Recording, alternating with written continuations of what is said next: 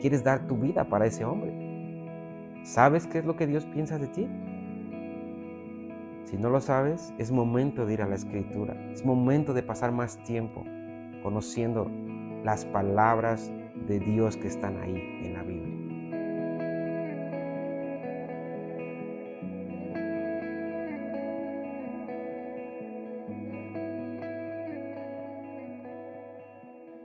Bien, continuemos hablando de la oración de Daniel, capítulo 9. Entonces, quiero que vayamos ahí.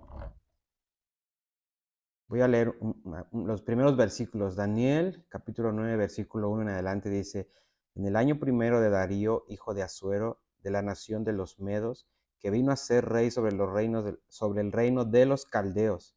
En el año primero de su reinado, yo, Daniel, miré atentamente en los libros el número de los años que habló Jehová al profeta Jeremías, que habían de cumplirse las desolaciones de Jerusalén en 70 años. Fíjate, ya aquí ya no estaba Nabucodonosor, ya los babilonios habían sido conquistados por los medos, ¿no? Entonces aquí está hablando de Darío, que fue el rey medo que llegó y conquistó Babilonia. Entonces todo el pueblo de Israel seguía cautivo ahí todavía, ¿no? Fue parte de la conquista también. Entonces dice que Daniel está en ese tiempo y entonces él está leyendo la escritura. Él está indagando en la palabra de Dios, está leyendo al profeta Jeremías eh, y entonces hay cosas que él empieza a ver ahí. Esto me sorprende muchísimo, ¿no? ¿Cómo es que, de hecho yo creo que Daniel conoció a Ezequiel y tal vez a Jeremías también? O sea, he estado leyendo mucho acerca de esto y lo que yo veo según las fechas donde habla de Jeremías, donde habla Ezequiel, yo creo que sí se conocieron ahí, ¿no? Digo, no es el punto, ¿no? Pero, o sea, lo que voy es, imagínate, o sea, Daniel tenía una influencia impresionante, una influencia profética muy fuerte. Ahora, él leía mucho Jeremías, o sea, los escritos de Jeremías y de Isaías, ¿no? O sea, conocía toda la escritura, conocía el momento profético que ellos estaban viviendo. Daniel era de los entendidos que no perdieron el enfoque de por qué ellos estaban ahí, por qué estaban cautivos en Babilonia. De verdad, o sea, él no lo vio como un tiempo, híjole, está horrible esto. Él lo vio como el tiempo de Dios para ellos, para el pueblo. Eso está muy tremendo. Tenemos que aprender a entender el tiempo de Dios en nuestros días, ¿no? O sea, si te enfocas en lo de allá afuera, no, ya, o sea, te vas a perder, ¿no? Que estas ideologías, que estas cosas, que todo lo que están queriendo inyectarle a la sociedad, a los niños. O sea, es información buena, pero que sabes que te puedes perder. Puedes quedar envuelto en eso si no eres listo, en el sentido de que tienes que ver lo que la escritura dice. En la escritura está todo, de verdad. Aún esas cosas que están pasando están aquí en la escritura y tenemos que más bien enfocarnos en lo que está escrito para saber cómo realmente afectar nuestro entorno de manera positiva, ¿no? Y no ser arrastrados por todo lo que está pasando. Entonces Daniel en medio de todo este cautiverio, o sea, imagínate, Dios le da favor con un hombre que estaba loco, endemoniado, Nabucodonosor. Un hombre que hoy decía, todos honren al Dios de Daniel y al otro día lo quería matar y después volvía a decir, todo el que no honre a este Dios, que sea muerto, ¿no? Y al otro día otra vez estaba persiguiéndolo. O sea, Daniel estaba experimentando un tiempo difícil. Bueno, no Daniel, sino uh, mientras este hombre está así, usado por Satanás, aunque Dios fue el que le permitió hacer todo esto, pero Daniel no está como frustrado por lo que está pasando, sino él sigue en una búsqueda de Dios y ¿sabes qué? Por causa de eso Dios le da influencia con este hombre. Tanto que muchas decisiones de este hombre estaban o provenían de Daniel y sus amigos, del consejo de ellos. Eso está muy tremendo. A mí eso me sorprende. ¿Cómo es que Dios puede darnos favor con gente así aún? A veces ni siquiera creemos que Dios nos puede dar favor unos con otros, entre cristianos. Ahora menos podemos creer que Dios nos puede dar favor con un gobernante que esté totalmente en contra de Dios, sus leyes, todo, Dios lo puede hacer. Si se requiere para que Dios lleve a cabo su plan, Dios lo puede hacer. El punto es si nosotros estamos buscando ser gente como Daniel y sus amigos, ¿no? Si no somos así, o sea, ¿cómo? Si no conocemos la escritura, entonces, ¿cómo? No es posible. Aquí Daniel dice que él estaba mirando atentamente en los libros, no dice solamente en el libro de Jeremías, pero digo que leía, o sea, era alguien que pasaba tiempo conociendo la escritura, indagando en la escritura. Dice, y él vio el número de los años que habló Jehová al profeta Jeremías, que habían de cumplirse las desolaciones de Jerusalén, o sea, el tiempo del cautiverio, dice que eran 70 años. No sé si ya era el año 69 aquí, porque la Biblia no lo dice, o sea, tengo unas teorías, pero no tiene caso. Lo que sí es que él está viendo todo esto y eso lo lleva, ¿sabes qué? Eso enciende otra vez, o sea, él no estaba desanimado, pero eso enciende su corazón, ¿sabes para qué? Para interceder. Eso me impresiona tanto. Yo veo que la gente o los cristianos no van a las reuniones de oración porque su corazón no está encendido por la palabra de Dios. De verdad, o sea, no hay otra, mi hermano. En toda la escritura yo lo veo que la gente que oraba, que era gente de oración, que son todos los que vemos en la escritura, era porque conocían la palabra. Era porque ellos veían la escritura, veían la ley, veían la palabra de Dios y eso los llevaba a orar, a interceder. Moisés es otro ejemplo de esto. Aun cuando Dios le dice, ¿sabes qué, Moisés? Los voy a acabar a todos. Él le recuerda cosas que Dios le dijo a Abraham. Él le recuerda un montón de cosas que él había dicho antes, aún el por qué sacó al pueblo, todo esto. O sea, no inventes. Y no es que a Dios se le olvidó. El punto es que Moisés conocía las palabras de Dios. Y por eso es que podía interceder a favor del pueblo. Entonces, cuando los creyentes no son gente que intercede o que ora, espero que no te ofendas con esto, pero es una evidencia de que hay una ignorancia en cuanto a la escritura. Tal vez no al conocimiento, porque tal vez muchos tengan conocimiento, pero el conocimiento no te lleva a interceder, sino cuando la palabra de Dios estás leyendo, ves lo que está pasando a tu alrededor, lees la escritura y dices, no, esto que está pasando está escrito aquí. Dios dijo, Dios habló acerca de, o sea, cuando la palabra enciende tu corazón, cobras ánimo y dices, ¿qué onda con esto? Y no solamente eso, sino cuando estás viviendo algo o estás desanimado, vas a la escritura y la escritura empieza a hacer que tu corazón arda, como estos que iban camino de Maús. Su corazón empezó a arder por la palabra que les estaba hablando el Señor Jesús. Dice que les habló de la ley, los profetas y los salmos, ¿no? Entonces, si su corazón empezó a arder, arder, arder, empezó a producir algo.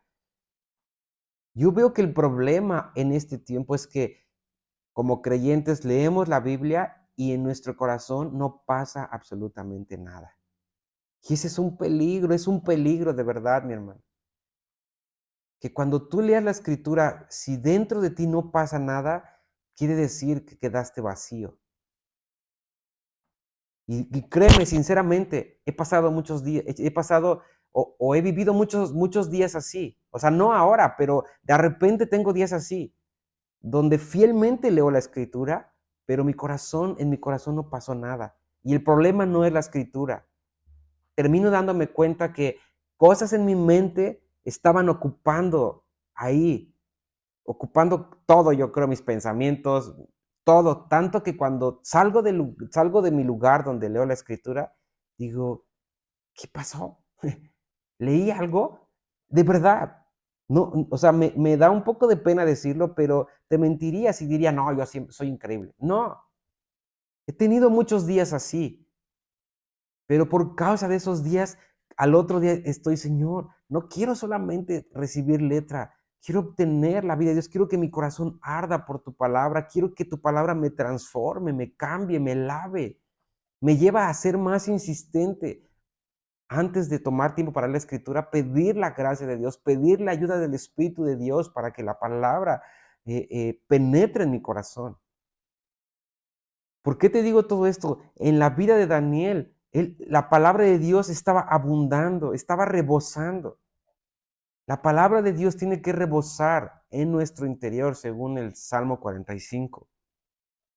Y aquí no era diferente. O sea, estamos iniciando solamente con la oración o viendo qué fue lo que impulsó a Daniel a orar, ¿no? Ni siquiera hemos llegado a la oración. Entonces, él está en esto y dice, ¿en serio? O sea, no es que se le olvidó, sino en ese momento su espíritu fue conectado, dijo, tengo que orar. O sea, Señor, tu promesa está pronta. O sea, él vio los años y dijo, tu promesa está pronta a manifestarse. No puede ser. O sea, hubo gozo por ver el cumplimiento de Dios del cautiverio, pero también de la salida pronta que estaba a manifestarse.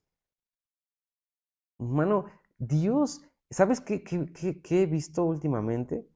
Dios está tan interesado, o déjame decirlo mejor de esta manera, Dios necesita tu colaboración. Dios necesita tu colaboración, de verdad. Si no, Él no hubiera creado al hombre. Se hubiera quedado con los ángeles que lo sirven fielmente sin ningún problema. O sea, ¿para qué creó al hombre entonces? Dios creó al hombre porque Él necesita al hombre para que Él lleve a cabo su voluntad en esta tierra, para que Él se ha expresado todo lo que la Escritura muestra que Dios ha hecho desde el principio de la creación del hombre. Dios te necesita, pero no te necesita si dentro de ti hay mezclas con el mundo. No es posible. Tú tienes que estar libre de mezclas, de verdad. Fíjate, hay una parte donde Pablo le escribe a Timoteo, en los primeros versículos de la primera carta, en el primer capítulo, le dice que el propósito del mandamiento que él está dándole o está por darle a Timoteo, dice, una fe no fingida, una conciencia limpia y un corazón puro. Estaba hablando con algunas personas acerca de la conciencia limpia y ¿sabes qué? Una conciencia limpia es alguien que está libre de mezclas. ¿En qué sentido? O sea, no hay una mezcla entre las cosas del mundo y las cosas de Dios. Suena tan sencillo, pero está muy tremendo porque yo veo que los cristianos estamos llenos de mezclas, esa es la verdad. Porque hay cosas del mundo que nos encantan todavía, queremos hacer y que se ven inofensivas, pero que es el mundo, es el mundo. Y en el mundo no hay nada bueno. Por muy inofensivo que se vea, si es algo que fue propiciado o creado o influenciado por el mundo, no tenemos por qué tener nada de eso. De verdad que no. Pero yo veo cómo la sutileza de Satanás ha metido cosas aún dentro de las reuniones, dentro de la vida familiar cristiana, permisiva, muchas cosas que solamente nos han limitado para poder tener experiencias con el Dios verdadero. O sea, el problema no lo tiene Dios, sino realmente se ha vuelto un problema eso para nosotros, porque eso nos limita. Sin consagración, o sea, no hay manera. De verdad, tu vida cristiana va a llegar a un límite donde si tú no decides voluntariamente entregar cosas, o sea, ahí se va a quedar. Y pueden pasar 20, 30 años, 40 años, 50 años de cristiano y siendo un cristiano, eh, pues, regular, no sé qué palabra emplear, donde, ok, eres fiel en la reunión de iglesia, lees tu Biblia, puedes hasta compartir cosas de la Biblia, pero hasta ahí se quedó. Y eso no es, y esa es una parte de la vida cristiana, pero el evangelio o la vida cristiana, que es el resultado de recibir el evangelio de Jesucristo que vemos en los evangelios romanos, en los hechos y todo el vivir de los apóstoles, o sea, es algo completo, no solo es una parte. Y yo veo que el cristianismo tiene una parte, pero hay más, hay un mundo, por decirlo de alguna manera, o para mostrar esto, ¿no? O sea, los discípulos vivían una vida recta, pero también predicaban el evangelio, veían el poder de Dios, manifestaban ellos el poder de Dios, o sea, era algo complejo. ¿Y dónde está eso en la iglesia hoy? ¿Sabes por qué no hay? Porque hay mezclas. En el cristianismo hay mezclas de cosas del mundo y cosas de Dios. ¿Y sabes qué? Nosotros creemos que se pueden mezclar, pero la Biblia enseña que no tiene nada que ver la luz con las tinieblas. Entonces ahí es donde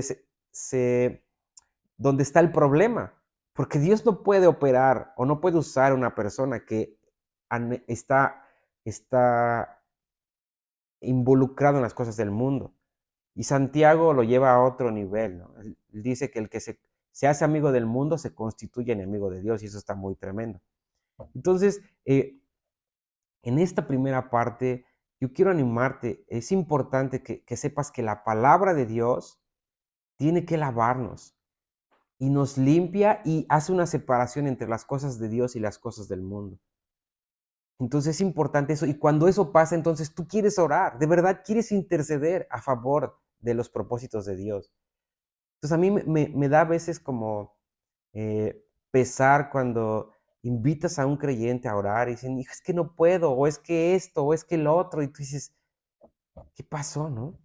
Cuando la Biblia enseña que lo que demuestra que alguien es un hijo de Dios es porque es una persona que ora, que intercede, que está todo el tiempo poniéndose a favor de Dios por medio de la oración. Entonces, ¿qué está pasando, no? Entonces, mi hermano, quiero animarte con esto. Es tiempo, por causa de lo que se está viviendo, que tomes más tiempo para leer la Escritura, para conocer lo que la Escritura enseña. No lo que el mundo está diciendo que está pasando, sino lo que la Biblia, lo que Dios dijo que iba a pasar y que ya estamos viviendo, pero también Él dijo cómo tenemos que reaccionar y qué tenemos que hacer, cómo tenemos que vivir en medio del tiempo que nos ha tocado vivir ahora. ¿Sabes cómo Dios dice que tienes que vivir ahora o no? Y si no lo sabes, aquí está, en la Escritura. Ve a tu Biblia y ahí vas a encontrar la respuesta. No vayas con el pastor, no vayas con los profetas, no vayas con el apóstol. Tienes la palabra profética más segura, que es la Biblia. Y ese es otro problema de los cristianos, que es más fácil ir con alguien, preguntarle y ya.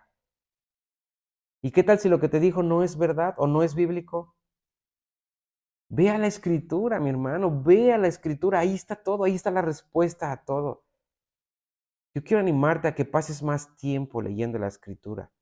Si pasas 10 minutos, 15, media hora, una hora, dobla el tiempo, pasa el doble de tiempo.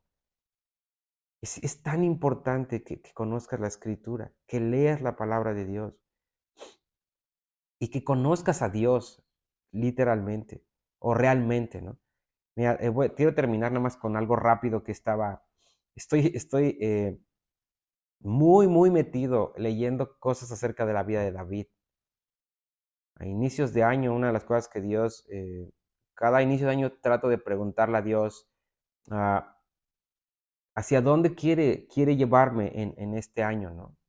Y siempre está increíble porque siempre Dios me da pistas, ¿no? Y esta vez una de ellas fue que tenía que estudiar o meterme más en la vida de David, ver sus conductas, ver las situaciones que vivió, cómo respondió y cuál era la raíz o cuál era la raíz que lo llevó a actuar de cierta manera, ¿no?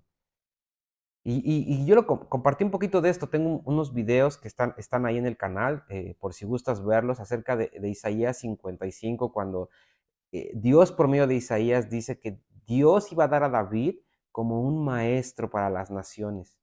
O sea, que tienes que sentarte, ver toda la vida de David y aprender de él. No de David, porque mira, cada vez más mientras leo veo cómo el carácter de Dios se estaba expresando por medio de este joven, con deficiencia sí, y muchas cosas que veo en él las veo después en Jesucristo. Ahora no quiere decir que Jesucristo le copió a él, sino era Dios expresándose a través de David, ¿no? Un joven que permitió que Dios obrara a través de él. Pero no nada más fue así, fue porque él vivió de cierta manera, lo mismo que Daniel, o sea, no hay diferencia, es lo que te digo. Este jovencito estaba apartado allá cuidando las ovejas, mientras en el mundo estaban pasando muchas cosas, o sea, en la parte pública, él estaba allá. Dice que estaba en Belén, que significa casa de pan, él estaba alimentándose, él estaba comiéndose la escritura, él estaba indagando en la escritura. ¿Y sabes qué? Eso fue la clave. Toda esa temporada de cuando él estuvo en Belén, en esta casa de pan, alimentándose del pan verdadero que es la palabra de Dios, fue lo que él hizo que su vida fuera exitosa. Y parte de lo que ahorita de hecho, esta semana estaba escribiendo algo que me impresionó mucho. Dios trajo una carga con algo específico eh, acerca del rechazo que un cristiano siente. Eso está muy tremendo, pero nada más quería mencionar un poquito de esto. Eh, el, el por qué David nunca le afectó el rechazo que recibió de de su padre, de sus hermanos, de Saúl, de su esposa, de Goliat. O sea, David fue rechazado por todos los que lo conocían, ¿no? De verdad. Y nunca lo ves deprimido, nunca lo ves afectado por eso. Jamás, jamás. Hay momentos de dolor en su vida, pero fíjate, uno de ellos, y el más, creo que de los más fuertes, fue cuando su hijo Absalón muere, ¿no? Y obviamente cualquiera, o sea, eso es normal. Pero, o sea, nunca ves su vida anímica afectada por lo que los demás decían de él. Ahora piensa, yo veo que el problema en las iglesias es por lo que los demás dicen de uno y de otro. Está muy tremendo. ¿Y sabes cuál es la clave? David, cuando pasó tiempo, o todo el tiempo que pasaba en la escritura, él lo que descubrió es qué es lo que Dios pensaba de él. Y eso fue una afirmación tan fuerte en su vida que después cuando Satanás viene y usa a muchas personas para decirle, no eres nadie, y le está diciendo, sé quién soy porque Dios me lo dijo. Sé quién soy porque Dios me lo ha testificado. Entonces, pueden decirme lo que quieran, pero para mí lo importante es lo que Dios piensa de mí. Eso está muy tremendo, mi hermano, porque yo veo cómo esto ha sido la derrota y la caída de muchos cristianos, el no saber quiénes son para Dios. Por no saber qué es lo que Dios piensa de ellos, es por eso que han sido derrotados. Y viven una vida eh, un cristianismo derrotado, porque es más fuerte lo que escuchan alrededor de ellos, lo que los demás piensan de ellos, lo que el pastor piensa de ellos, lo que sus familiares piensan de ellos, lo que sus amigos piensan de ellos y terminan diciendo, sí, soy el peor, soy el más chafa de todos. Cuando Dios ha dicho muchas cosas acerca de nosotros que somos sus hijos, pero como no conocemos la escritura, entonces nuestra identidad de hijos no es afirmada y cuando alguien no tiene bien firme su identidad de hijo de Dios, y no porque alguien se la dijo, sino porque Dios mismo le testificó que Él es su hijo, entonces cualquier cosa que venga alrededor va a derribar a una persona así. O sea, lo va a tirar al piso, esa es la verdad. Pero cuando te aseguro que cuando un creyente, eh, Dios mismo le testificó acerca de que Él es su hijo y afirmó su identidad de hijo, nada lo va a mover, nada, ni Satanás mismo puede pararse y venir a decirle, tú quién eres. No, no va a pasar. Jesucristo, ¿sabes qué? Jesucristo sabía quién era Él para Dios, para su Padre. Jesucristo era, o sea, aunque fue un hombre, pero también una de las cosas que vemos en él es que él sabía quién él era para el Padre. Y cuando Satanás viene y le empieza a decir, si eres hijo de Dios, di esto, si eres hijo de... o sea, Jesús no dudó como, le voy a demostrar que sí soy hijo. No, no tenía que demostrar nada, él sabía quién era para su Padre. Entonces tú y yo tenemos que saber quiénes somos para nuestro Padre y no tenemos que demostrarle a nadie. A nadie tenemos que demostrarle que somos buenos cristianos, a nadie tenemos que demostrarle que soy responsable. O sea, esas cosas que de repente han tomado mucho sentido en las iglesias, no deben de ser. A quien tienes que demostrarle algo es a Dios, porque Dios es el que está viendo y ve tu corazón. Puedes demostrarle a la gente que eres responsable, pero si en tu corazón la motivación es solamente para que vean eso y para demostrarles que eres mejor, delante de Dios eso no es nada y estás reprobado. Porque lo que más, sobre lo que Dios está viendo es tu corazón. ¿Qué hay en tu corazón? Y en tu corazón tienes que tener toda la afirmación de lo que tú eres para Dios, de lo que Él ha dicho que tú eres para Él. Pero ahora el problema es que el mundo ha dicho un montón de cosas de lo que los cristianos son, y los cristianos están escuchando, están llenándose de toda esa basura, y por eso el cristianismo se ha vuelto algo, híjole, difícil, algo raro.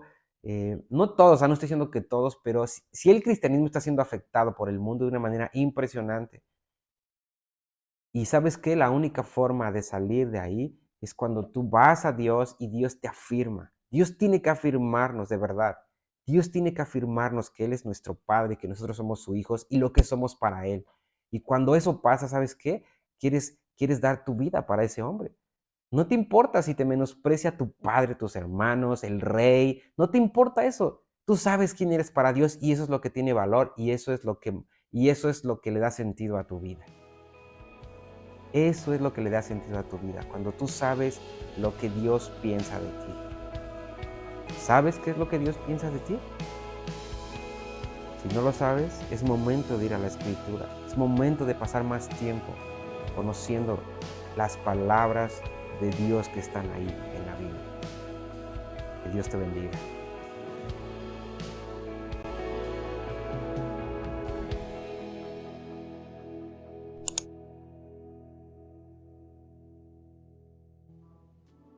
Si el contenido de estos videos ha sido de bendición para tu vida, te animamos a que te suscribas al canal y le des a la campanita para que puedas recibir notificaciones cada vez que volvamos a subir un video nuevo.